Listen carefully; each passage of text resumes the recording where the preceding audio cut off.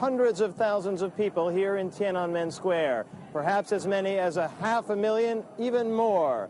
In the history of communist China, there has never been anything like this. They were people from all walks of life, demanding more freedoms and denouncing an unfair system. The government has to admit that this demonstration is a patriotic demonstration.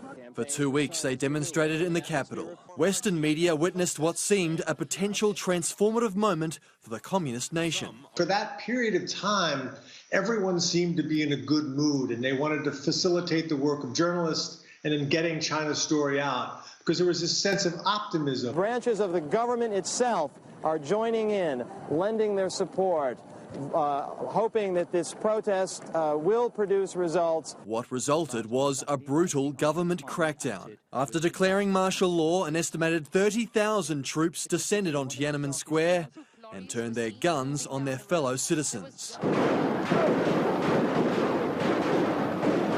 The noise of gunfire rose from all over the center of Peking. It was unremitting. A huge volley of shots just as I left the front line caused panic.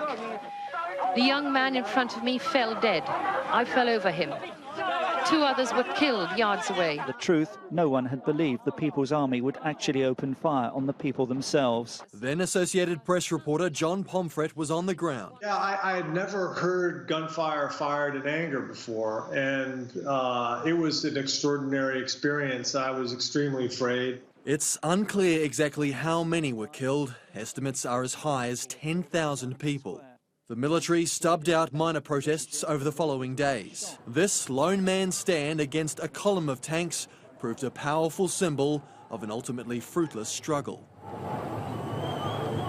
Many Western news crews were later deported or blocked from accessing public areas. After an interrogation of several hours, I was ordered out of the country. They gave me 3 days to leave the country, and my crimes were stealing state secrets and violating martial law provisions. Journalists still face major challenges in modern China. China ranks 177th in the world for press freedom.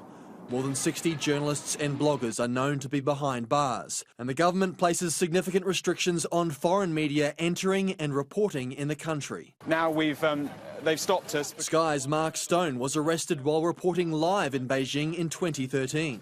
The police have been entirely, civil with us, but nonetheless they are detaining us, and I'm not sure where we are now. This is entirely surreal for me as well. The government pressure has meant stories on party corruption, treatment of dissidents and the Uyghur labour camps are underreported. I can't see any sign of improvement, to be honest, with also all kinds of laws, national security law that have been passed in the past few years that actually also put journalists generally under more risk than before. The massacre in Tiananmen Square was, of course, a dark day for China and the democratic movement. 30 years on, the Chinese government has an even greater control over the public and a tighter squeeze on those attempting to keep it to account.